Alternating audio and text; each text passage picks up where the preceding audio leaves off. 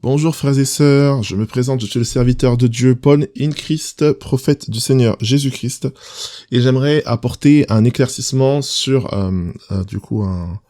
sur la loi de Dieu en ce qui concerne, la mitzvah, la bénédiction et la malédiction.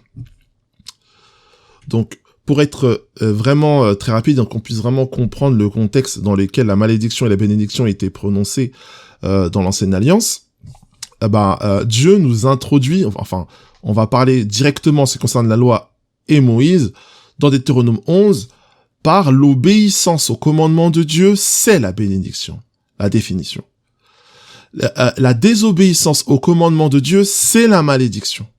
Ça veut dire que la réalité concrète dans laquelle on évolue, la malédiction est déjà agissante, elle est déjà vivante. Dans la réalité, dans le contexte dans lequel on évolue, la bénédiction est déjà vivante et agissante. C'est la raison pour laquelle même des non-croyants, même des personnes qui ne croient pas en Dieu, si pour autant ils mettent en pratique certaines choses, ils peuvent être bénis parce que la bénédiction est agissante déjà dans l'environnement. Alors, des païens ou des ou des croyants peuvent tomber dans la malédiction s'ils désobéissent ou s'ils ouvrent des portes à certaines choses, parce que la malédiction est déjà agissante dans l'environnement et sur terre. Donc quand on regarde le contexte biblique, la Bible nous dit que la terre renferme toute la malédiction de la désobéissance. En fait, l'apôtre Paul extrapole en disant que même tout est sous la puissance du malin. Dans le sens où depuis que Adam a chuté, depuis qu'Adam a désobéi, toute la création de Dieu est tombée dans la malédiction.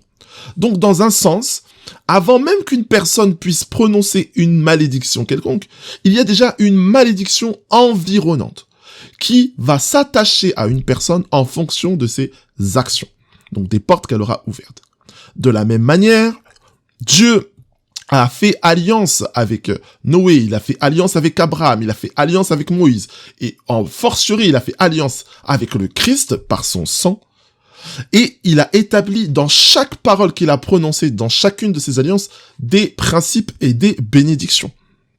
Ça veut dire que même des non-croyants, par accident, s'ils entrent dans ces principes, ils peuvent être bénis parce que la bénédiction, elle est vivante et agissante. Pour donner un exemple simple, par exemple, la Bible nous parle de la loi de la semence et de la moisson. Celui qui, lorsqu'il sème, pleure, moissonnera avec chant d'allégresse. C'est un principe biblique établi. Ça nous parle un peu de l'effort avant le, entre guillemets, réconfort. C'est un principe établi. Ça veut dire que si une personne quelconque fournit un effort, il va forcément obtenir le fruit de son travail. Donc, il y a effectivement une malédiction qui agissante, qui dit que une personne qui fournit un effort mais qui désobéit à Dieu, donc qui ouvre certaines portes, n'obtiendra pas le fruit de son travail. Mais encore faudrait-il qu'elle ait ouvert une porte. Mais en principe, c'est-à-dire de manière neutre, si une personne fournit un effort, elle doit obtenir le fruit de son travail.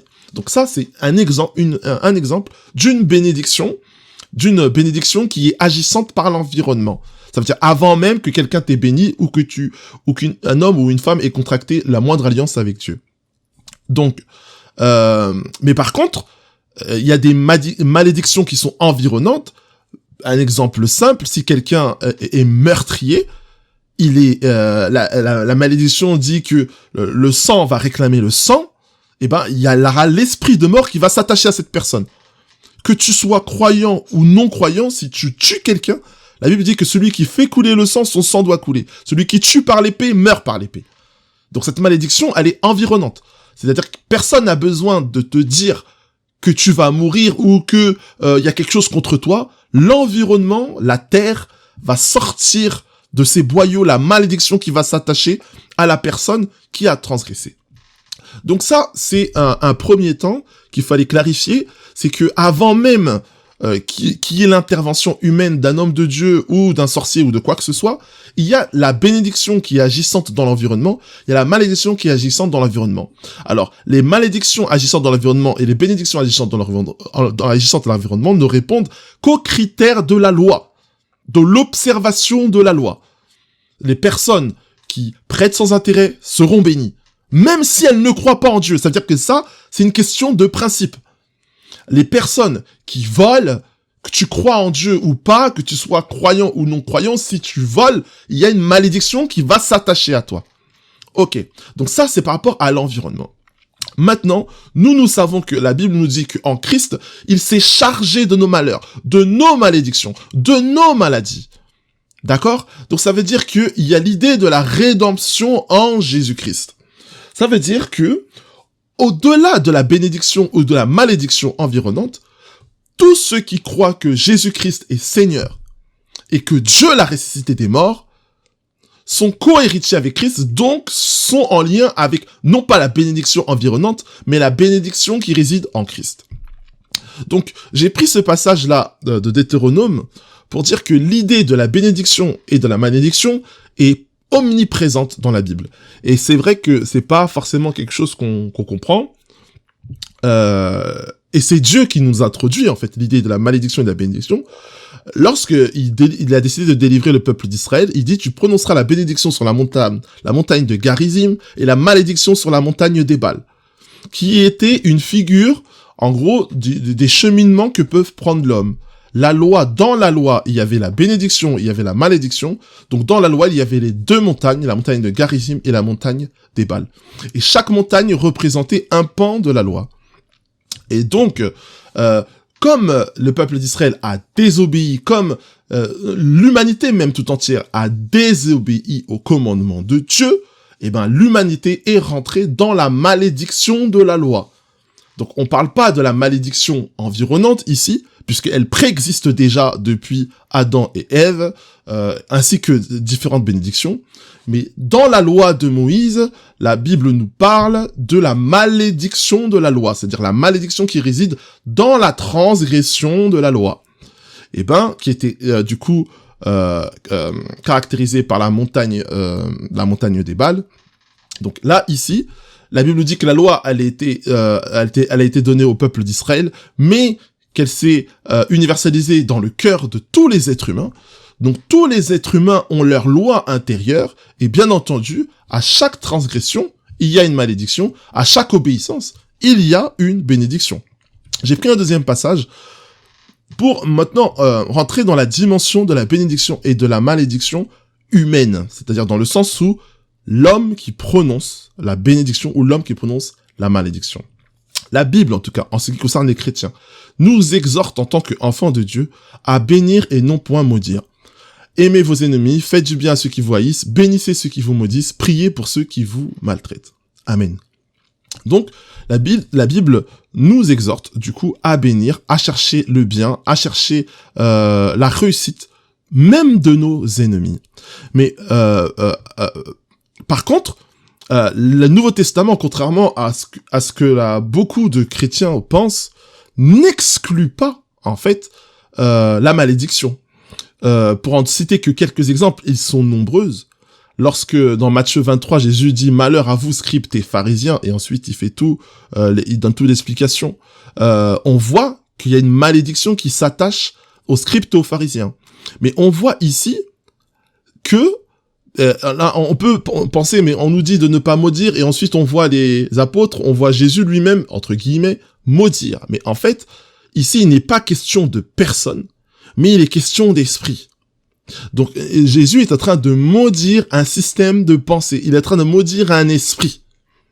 Et du coup, cet esprit, s'il s'attache à une personne, eh ben, forcément, l'esprit qui est maudit, va maudire la personne. Comment l'esprit qui est maudit va maudire la personne? L'esprit maudit, en possédant la personne, va mettre dans sa vie cette malédiction. D'où l'intérêt, d'où la nécessité à tous les serviteurs de Dieu de pratiquer la délivrance. Qu'est-ce que la délivrance? Qu'est-ce que le fait de chasser un esprit sur quelqu'un? C'est le fait de chasser une malédiction sur sa vie. Et ce domaine-là, en fait, de connaissance spirituelle est négligé un peu dans le milieu chrétien. Et il est très important d'apporter la connaissance sur ce sujet. Donc, comme je l'ai dit, il y a des malédictions qui sont environnantes Et il y a des bénédictions qui sont environnantes, donc qui sont propres à l'environnement. Mais malheureusement, il y a aussi des malédictions qui ont été prononcées contre la vie de certaines personnes, des bénédictions qui ont été prononcées contre la vie de certaines personnes. Par exemple, la Bible dit que ceux qui me croient en moi et qui obéissent à mes commandements, je les bénirai jusqu'à la 1000e génération. Donc en admettant que dans ta famille, il y ait un serviteur de Dieu et que tu sois l'un de ses descendants, avant même que tu aies cru au Seigneur, tu es déjà dans la bénédiction rien que par ta filiation. Tu nais dans une famille chrétienne, tu nais dans une famille de Torah pratiquants qui croient en Jésus, tu nais dans une famille qui craint Dieu, à défaut même de croire en Jésus, mais au moins ils craignent Dieu, bah tu es béni. Parce que, quelque part, tu as hérité généalogiquement de la bénédiction qui venait de quelqu'un qui était véritablement un fils du Très-Haut. La Bible nous parle de la malédiction jusqu'à la 4e génération. Donc si tu nais dans une famille qui désobéit à Dieu depuis génération après génération, bah tu nais dans cette famille. Bah mon frère, ma sœur, si la foi ne vient pas en toi pour que tu puisses changer l'histoire de ta famille, bah la finalité de toutes ces choses, c'est le drame, c'est la mort, c'est la maladie. C'est comme ça que des civilisations disparaissent. C'est comme ça qu'il y a des familles qui disparaissent, dont leur nom n'existe plus. Eux, ils se disent en eux-mêmes, bah nous on veut pas faire d'enfants, on fait ça pour la planète, sans savoir qu'en réalité, il y a derrière cela un plan d'extinction de la famille, d'une civilisation, d'une nation, d'un pays. Et comme je l'ai dit, si on n'est pas sensible aux réalités spirituelles, eh ben, il est très compliqué et très difficile de se défaire d'une malédiction. Donc comment se défaire d'une malédiction? Déjà, il faut en prendre conscience. Il faut se dire que il y a quelque chose qui cloche dans ma vie. Il y a quelque chose il y a un domaine de ma vie qui est bloqué. Il y a un domaine de ma vie qui n'avance pas. Alors peut-être ai-je fait quelque chose. Et donc là, on sera dans la malédiction du coup environnante. Peut-être c'est pas moi qui ai fait quelque chose, mais peut-être c'était quelque chose que quelqu'un m'a déclaré. Et là, c'est vraiment peut-être que on a maudit ma vie ou on a maudit ma famille ou quelqu'un a déclaré quelque chose sur moi. Et c'est là que on doit rentrer à ce moment-là dans la prière, dans les combats et dans la délivrance. Un enfant de Dieu doit combattre. Il y a cette pensée chrétienne qui dit que c'est bon, je suis converti, donc c'est fini, je n'ai plus rien à faire, je suis béni, il n'y a plus aucune malédiction sur moi, etc. Bah, il faut savoir que non. Quand bien même tu as été délivré lors de ta conversion au baptême d'eau, au baptême de l'esprit, mais sache que les esprits qui sont partis souhaiteront toute ta vie revenir et il faut que tu mènes un combat. À défaut de pouvoir le mener tout seul dans la prière, tu dois aller auprès d'un serviteur de Dieu ou d'un frère, d'un disciple qui peut briser les blocages de ta vie. C'est très important. Parce que si tu es malheureux, si tu es malheureuse, tu ne vas pas pouvoir avoir la foi, tu vas pas pouvoir t'exprimer véritablement en Christ, tu vas être amer, tu vas avoir l'amertume, et ça va conduire tout simplement à la transgression, qui va t'amener à encore plus de malédictions, etc. Donc le sens de Luc ici, c'est « bénissez vos ennemis, bénissez ceux qui vous maudissent ».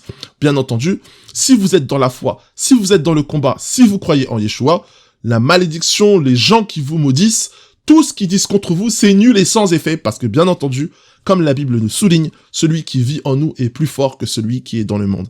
Donc notre Dieu à nous, nos déclarations ont plus d'influence, ont plus de puissance. Donc, plutôt que de souhaiter la mort de ceux qui souhaitent notre mort, souhaitons plutôt leur conversion, afin que la gloire de Dieu puisse paraître dans leur vie. Mais par contre, et quelque chose qu'il faut que je précise, l'apôtre Pierre a maudit Simon le magicien, lorsqu'il lui a proposé d'acheter le Saint-Esprit avec de l'or. Il a dit que cet or périsse avec toi. Est-ce que Pierre a péché lorsqu'il a dit ça?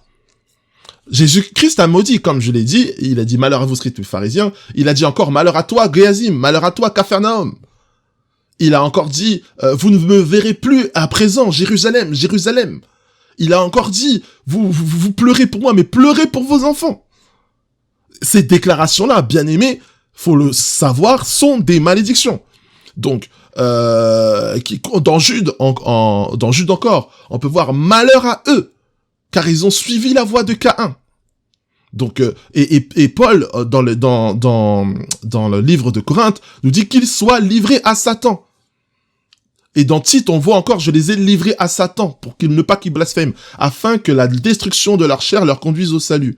Donc tout ça, ça nous donne des indices pour nous dire que la malédiction, entre guillemets, chrétienne, c'est-à-dire si il nous arrive de, j'aime pas dire maudire, parce qu'on souhaite pas le mal des gens, mais de déclarer de mauvaises choses dans certaines situations, ce n'est pas pour la mort, c'est pas pour la satisfaction de la chair, mais bien entendu pour que les personnes qui soient impactées par les déclarations rentrent dans la repentance et arrêtent. Donc nous ne maudissons pas les gens, nous ne devons pas maudire les gens, mais nous devons maudire les esprits. D'accord? Les esprits de meurtre, les esprits de vol, les esprits d'impudicité, tout ça. Si on dit « malheur soit sur celui qui vole autrui », j'ai pas commis un péché. Si je dis, parce que c'est la réalité. Je vais simplement prendre vie par ma déclaration, une malédiction qui est déjà environnante et qui d'ailleurs vient de Dieu. D'accord? Donc non, ce n'est pas simplement Satan qui maudit, Satan accuse, d'accord? Mais de nombreuses malédictions sont venues de serviteurs de Dieu et les enfants de Dieu doivent, entre guillemets, utiliser leur déclaration dans l'intérêt de Christ, non pas dans leur propre intérêt, afin d'amener les âmes à la repentance et afin de faire paraître la gloire de Dieu. Mais au-delà de toutes les déclarations de malheur que un enfant de Dieu peut faire pour sensibiliser une personne à cause d'un blasphème ou à cause d'un péché grave, l'enfant de Dieu a d'abord pour rôle de bénir, a d'abord pour rôle d'exhorter et bien entendu de guérir et de délivrer. Lorsque nous chassons les démons, en réalité, nous brisons les malédictions dans la vie de d'autres personnes. C'est ainsi que Jésus a dit, je leur ai donné le pouvoir de pardonner les péchés. T'as bien entendu? Une malédiction ne peut partir que si son origine, c'est-à-dire le péché, la désobéissance, part.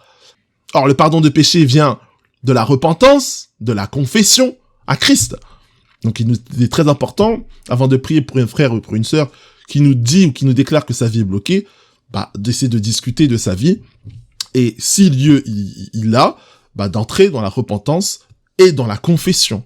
Et parce que c'est par cette manière-là que le pardon soit véritablement sincère et véritable, et que la malédiction puisse être brisée. Voilà, pour cette étude sur la bénédiction et la malédiction, que Dieu vous bénisse par la grâce de Dieu. Amen.